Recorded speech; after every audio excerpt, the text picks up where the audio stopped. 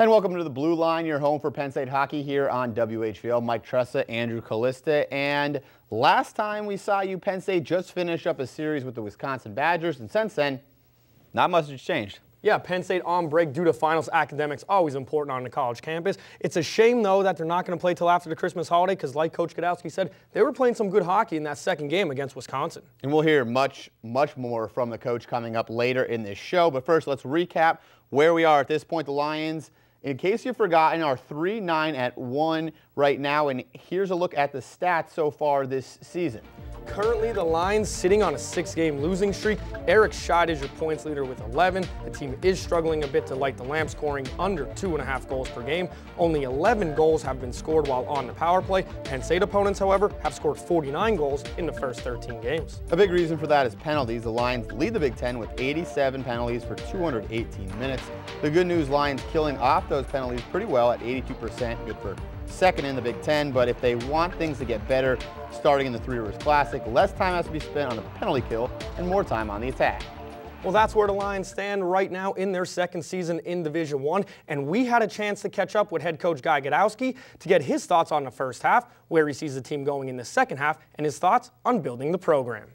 Blue Line going on location for this show with time off until the tournament in Pittsburgh. We're taking the time to be joined by the head coach of the Nittany Lions, Guy Gadowsky. Guy, thank you for your time, and let's get right to it. 13 games into the season, not exactly the halfway point, but you have a break now. What have you seen from your team so far to this point? Well, great growth. If you look at the very last game we played, we had tremendous growth up until that point. So we have a lot of, this is new for us. It's our first time in a conference, really. Only played a handful of Division I games last year, so we're sort of in a just graduating from our first season of Division I, and we've grown a lot, and I look forward to seeing if that continues. You lost 6 games, all against ranked teams, really college hockey powers. What do you take from playing games like that? Because I know you get more than just the losses going from those games. Yeah, well, you need the experience. I mean, you have to go through that process of playing very good teams, and I think there's times where you can get positive results when you don't play well against lesser teams that isn't a very good experience. When you can play good teams and the things that you need to work on, they give you really accurate feedback of why. So I think that's one of the reasons why we've grown so much. As I said, if we look at the last game against Wisconsin, I think we played by far our best game that we've ever played. We didn't get a positive result in the score, but a very positive result in the areas that we control. So far this season, you're splitting time between 2 goalies. The sophomore Matthew Scoff is getting most of the reps, freshman Ava McAdam coming along. What have you seen from their play up to this point? Well, you know, they have to grow as well. I think that all of them would say that they'd want some goals back, but I think at times you've seen them play extremely well. They're both extremely athletic. They have a lot of potential, but that's to be realized, and I think you get there by playing better competition and practicing hard. I think they both have a very good work ethic. I think they like the internal competition, so I think they're going to get better and better. And on the other side of the puck, on the offensive side, it's been balanced, but the goal scoring, not always there, a little struggling to score. What have you seen, and what can you do better on that side to get more chances in your own zone? Well, it's interesting. Our power play is about 21%, and I think you can really credit, it's not just the forwards that I think you're talking about. Luke Uha is now having a great season, I think, and he's done a great job on the power play, but we would like to see more. We do have balanced scoring, but it's not as high balanced as we'd like. So, you know, you see some first-year players, and Eric Scheid is a transfer, so he has played a year of Division I hockey. He's having a good year offensively. Another freshman, David Goodwin, is having a decent year, but some of the names that we're more accustomed to seeing on the score sheet for our standpoint, Casey Bailey and David Glenn and Max Gardner and Taylor Holstrom, I think have yet to hit their stride. So I would like to see a little balanced is fine, but we want to see a lot more of it. And especially coming up in the Big Ten play. I mean, for this point of the season right now, the 13 games in, what is your biggest takeaway, and what are you most impressed by? My biggest takeaway is that we have yet to play consistently in our identity, and I think that's something we've worked very hard on. And I think we've greatly improved, so that's what I'm looking forward to seeing in the future. And what am I most impressed in, or with the team? I think the fact that we do have depth in all positions, and that's something that maybe sounds like a cliche, but it's true. We do feel, and we've shown that we have a lot of guys that can step in and do a great job, and I think that's important. That's going to be meaning a lot down the road. And plenty of games coming up so far this season, plenty of chances for that. And next sight are on the tournament in Pittsburgh, and when we come back, we'll We'll have a preview of that thing and an outlook on the rest of the season. Andrew, back to you. Before we go any further, it's time to look at the Health South injury update board. Curtis Loic, Dylan Richard, Jacob Friedman, all with upper body injuries, all questionable. Mike Williamson, lower body injury, expected to play at the Three Rivers Classic. It's time to take a break right now on the Blue Line, but when we come back, we continue with head coach Guy Gadowsky to get his thoughts on what the team needs to do in the second half to get back on the winning track. All that and more on the Blue Line. I don't know what the reason has been. I think maybe it's because everything is pretty new to us. Pretty much everything we do is new. And maybe, you know, the first time through you're a little tight. Welcome back to the Blue Line. You just heard Coach Guy Gadowsky say the team might be skating a little bit tight. Very possible when you look at some of the games the team has lost. But now they have Robert Morris, a team they already defeated. Let's send it back to Pegula with Mike Tressa, who is standing by with Coach Guy Gadowsky to get their thoughts on where the team goes from here. Back to Pegula with head coach Guy Gadowsky, and coming up next for you guys is the Three Rivers Classic in Pittsburgh. You guys played in that tournament last year, so how does that experience help knowing going into a pro arena like that and knowing what to expect from a tournament? Well, I think it helps. I think it's a great tournament. We had a pretty good turnout and great Penn Staters last year. I expect it to be even more this year now that we know what to expect, that the fans know what to expect. Boston College is coming in, and then Coach Dan Bylsma, his alma mater, Bowling Green, will be there as well. So I think it's going to be an excellent tournament. The fact that we had that experience once already is I think, beneficial. We won our first game against a Big Ten team last year against Ohio State in the consolation game. So there's some good memories there as well. And the familiarity aspect, you guys are pretty familiar with the first opponent you guys played, Robert Morris. You played them already this season, got a win at their building, but you said that you didn't play your best game in that game even though you won. What do you guys need to do to play a better game and to come out with a win this time? Well, I think the most shocking statistic that they had 52 shots on us is not quite what we want. And so I think there's a lot of us that defensively feel we have to do a much better job, and I think we're excited to prove that we've learned something. So we did get a positive result on the scoreboard, but not necessarily the areas we can control, and I think we want to play a much better game. We also played them last year and lost 6-0 in that tournament. So we have, the guys will not be lacking motivation.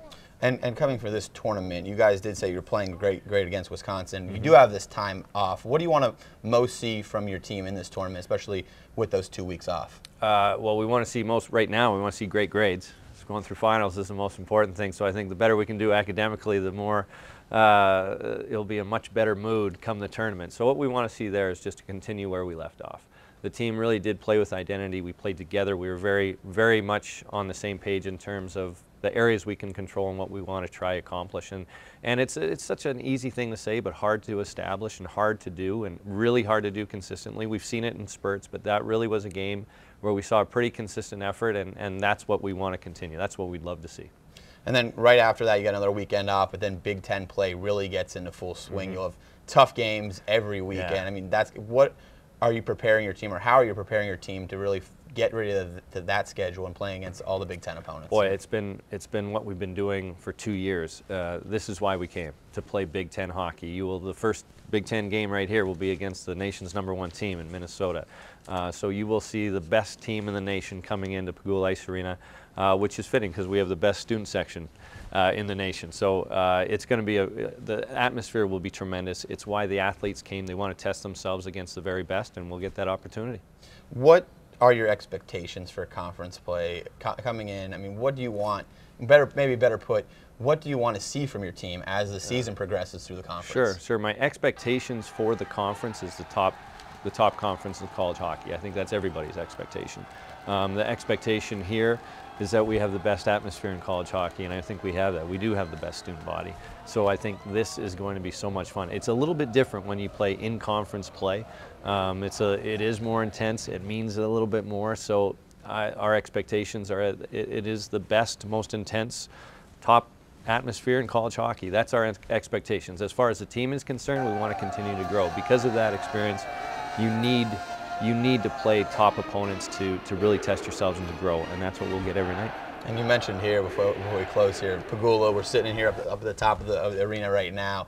What are your thoughts, and what are you most looking forward to coming in here against Minnesota, the top team, when you guys come back from the tournament, when the students or people are back from break? Yeah, well, a couple things. One, the competition. That's why we're here, as I mentioned, to play the best teams in the nation, to have that experience in a conference type game is an honor. It really is. So I'm looking forward to just the competition of it at the highest level. That's great. But as always, as soon as the games end here, we look forward to playing here again. It's so much fun. The students make it a great atmosphere. They have so much fun, so we have so much fun, and they're great to play in front of. That's what I'm looking forward to. Coach, thanks a lot. Really appreciate the time with you today. Best of luck in Pittsburgh in the tournament, and also enjoy your holiday and your time away. Hey, thank you. You too. Thanks a lot. All right, Andrew, back to you guys. Coach, thanks a lot. Mike, great job. You just heard where the team has to go in the Three Rivers Classic to get a W. Well, let's take a look at how they match up against a familiar foe, Robert Morris, in our J-Magi Mitsubishi matchup board. The Colonials coming off a tie to Mercyhurst, everything pretty even, both teams currently struggling. Robert Morris hasn't yet won away from home, and just like Penn State, the Colonials are being hurt by penalties as half the goals against RMU come from the power play. This should be key for Penn State, who already defeated Robert Morris this season, but they did, however, give up 52 shots in that game. If Penn State could get by the Colonials, though, they face the winner of Boston College Bowling Green matchup, the Battle of the Birds. This should be a great game. Both teams come in scoring lots of goals. As you could see, the Falcons, though, give up a lot of goals and take a lot of penalties as well. Watch out for BC to light the lamp with Johnny Gaudreau and Kevin Hayes, who each have double-digit goals. Could be another marquee matchup for Penn State as the Eagles come in ranked 7th in the nation. One player Coach Gadowsky will be looking to settle things down in the locker room is Captain Tommy Olczyk, and he's this week's spotlight in our player profile. I'm here with junior captain Tommy Olczyk, and Tommy, Coach talks a lot about how you guys are not only building for the season, but as a program as a whole. And what has that process been like so far, and how have you guys progressed? You know, it's definitely not easy, and you know, as Coach can tell, and as players and fans can tell, we have a long way to go. But you know, I think we're headed in the right direction. You know, we had a tough loss against Wisconsin this past weekend on Saturday. We lost 4-3, but we proved we can play with them, and you know, if we can play with them, we can play with anyone. So we just need to keep doing the little things right and build that foundation, like you said. And what's your thoughts on the Big Ten Conference so far? I know it's pretty early still, but what do you like about it, and how can this help hockey, especially Penn State hockey? I mean, you look at all the Big Ten sports. At any sport, the Big Ten division is one of the top. It's one of the top leagues, and you know that's going to be no different with hockey. And you know, there's only been a few Big Ten hockey games so far, but you know, next semester, you know, starting in January, I think just about every weekend there's some Big Ten rivalries going on. So you know, it's going to be very exciting for all of college hockey, and especially the players and fans that represent those Big Ten teams. And you guys are back at the Three Rivers Classic again. Last year you were there. What does this kind of tournament do for your team and help the team gain exposure, especially in Pittsburgh? Yeah, it's a lot of fun. It's always fun when you play in professional hockey rinks. We got a chance to play in a few last year, and earlier this season we played Vermont at Wells Fargo, where the Flyers play. And you know, going back to Pittsburgh, you know, a lot of guys have family in Pittsburgh and you know, connections with people and friends there. You know, I myself lived there for a few years, so it's always fun to go back. And you know, then we got guys you know, looking to play hockey after college, obviously, and you know, there's going to be a lot of hockey scouts there. I mean, especially from Pittsburgh. So you know, it's going to be a lot of fun, and I know the guys are looking forward to it. Thanks very much, Tommy. Back to you guys. Great job, Elise. It's time to switch focus here on the Blue Line as I sit down with head coach Jacque Branwen of the women's program. Don't go anywhere. The Blue Line will be right back.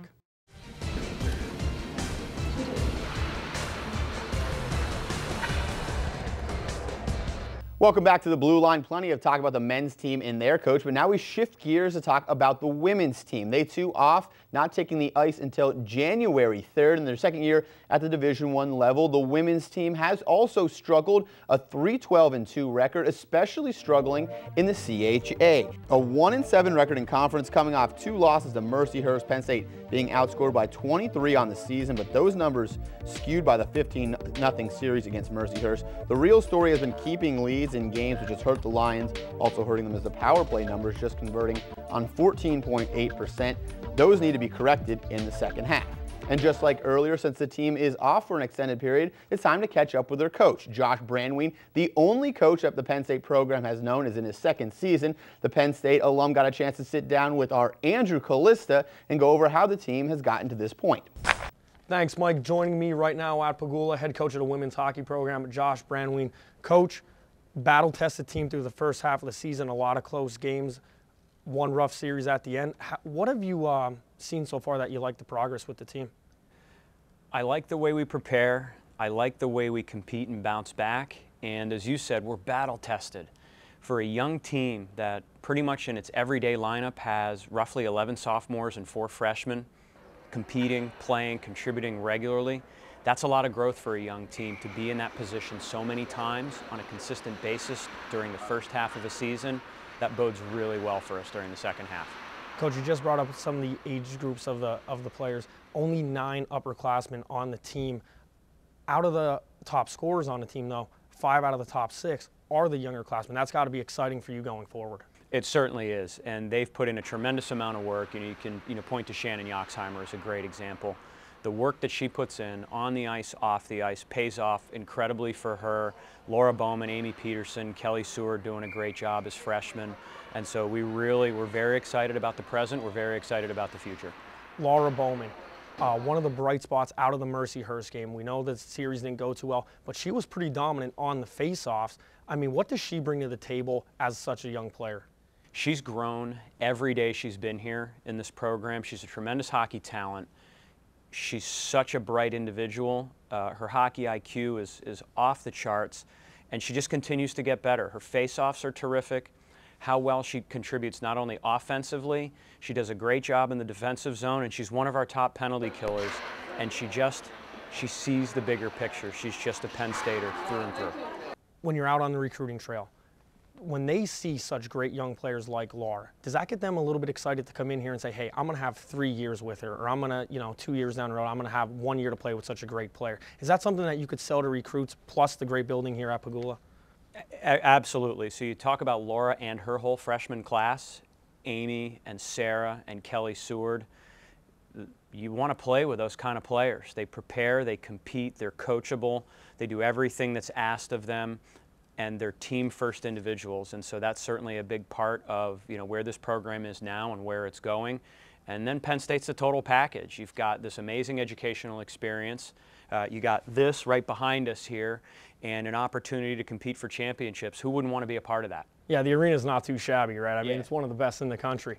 One thing that Penn State does really well is women's athletics. They throw a lot of resources into the women's athletics. We see with volleyball, we see with fencing, we see with women's soccer. Is that something that you're excited to as a coach, that if you need something, you could go to the athletic department and say, AD, we need this, can you help us out with it? We are so well taken care of here by everyone at this university.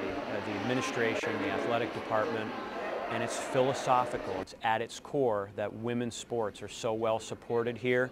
There isn't anybody who's not supporting us. We feel so well supported by everybody here. It's fantastic. Coach, you have the long layoff before you take on Ohio State in early January. How has that layoff been treating the girls, and what could that do going forward for the second half of the season? I think the layoff's always a good thing. They're such a hard-working group. They're going to come back ready to go. The rest they get, the time they get to spend with their families, it's so important. Family comes first, academics come second, hockey's right there along with it. We want them to have that time with their families. And then there's what I call the soak time that goes on. They've learned a lot. They've learned from the things they need to do better during the course of the fall. That sort of soaks in sort of a subconscious way when they get away from it a little bit. I always love the start of the second semester. It's something we're really looking forward to. Coach, you're a Penn State alum. How proud are you right now to be coaching at your alma mater? It's hard to put into words. It really is. I had such a tremendous 4-year experience here. Playing here and playing in Greenberg, and then to make the transition here and to have this opportunity to represent Penn State as the head women's hockey coach here is absolutely a dream come true. It's impossible for me to articulate just how meaningful that is to me and my family. Coach, thanks a lot. Good luck in the second half of the year. Thank you. Mike, that does it from Pegula. Back to you. Thanks, guys. When we come back, it's time to take a look around the Big Ten and inside Pegula. The Blue Line will be back right after this.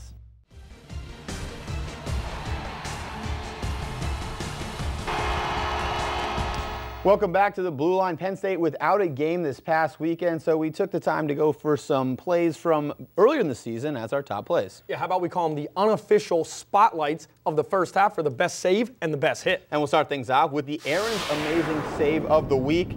This one is from Matt Scott, first game against Union. Amazing saves in this game for Scott, but look at that one with the pad save, getting the leg out to stop Kevin Sullivan. It looks like as we slow it down, Sullivan's got a good shot at open goal, but can't get it above the save of Scoff. That's good, and Scoff, stellar save honors. And the Cove crunch of the first half for me is Zach Saar. Union's Matt Hatch bringing up the puck. Ooh! Making his presence felt is Saar, the 6'4" freshman, slowing it down. Just watch this. Right in front of the bench, talk about sending a message, and that's good for that Cove crunch of the first half. Right where that sign was, too. Looked like a little bit of a Reese's Crunch right in front of the Reese's Peanut Butter Cup logo. And from there, we'll move right on to the Big Ten. Big Ten play just started up a little bit beforehand, but it really gets going after the break. Yeah, the Great Lakes Invitational, great tournament. Michigan and Michigan State are playing in that. Penn State going down to the Three Rivers Classic. Minnesota, though, interestingly enough, the #1 team in the country, not playing over the holidays. First of all, we're going to take a look at the standings and see where the teams shake out. Now, as you see, Minnesota back at the #1 ranking. They're still perfect in the Big Ten, 12-2-2 overall. Michigan and Wisconsin follow them as ranked teams, and there's Michigan State with their ever-important tie against the Gophers, and Penn State and Ohio State, they'll be looking for their first Big Ten wins after the break. Yeah, Penn State's got to get back on the winning track. Hopefully that happens in the Three Rivers Classic when they take on Robert Morris, and then hopefully they get that marquee matchup against BC. I'd really like to see that. Mike, I know you'll be down there. Meanwhile, I, on the other hand, will be sitting at home watching the Great Lakes Invitational. I'm sure you got the good cable package then if you're getting all that Michigan sports networks in there. Yeah. The other games this upcoming weekend after the Christmas holiday, Mercyhurst heads to Ohio State, and Alabama Huntsville will be at Wisconsin. 'Tis the season for holiday parties, and if you're a hockey fan, Pegula Ice Arena may have just the place to hold any type of gathering in their club level. This space basically is for our hockey customers, clientele, coming in here for the game to have their meal, and during, between period stuff too, they'll have, snacks and drinks and all that kind of stuff. Atop the steps from the main entrance is Pegula's club level. Able to sit 200 to 250, the catered area is open to suite and premium ticket holders on game day, but is expanding its usage. We had a couple requests already from, like biology department, other departments on campus. They want to have their Christmas party up here, the holiday party. I think we're going to branch out. People even talk about wedding receptions or even weddings themselves. Events will be scheduled depending on what is happening on the ice below, but there is one part of the club that stands out above the rest. I mean, if you look at this view, it's just absolutely spectacular, especially on a clear day. You got Mount Nittany in the mountain range on one side, then you have the Bryce Jordan Center in front of you, and then you have the stadium. I mean, this is the view. And a special thanks to coaches Gadowsky and Jacque Branwen taking some time to give us some great interviews. Yeah, and what better way to get a holiday gift than a Penn State win? Everybody have a Merry Christmas and a Happy New Year.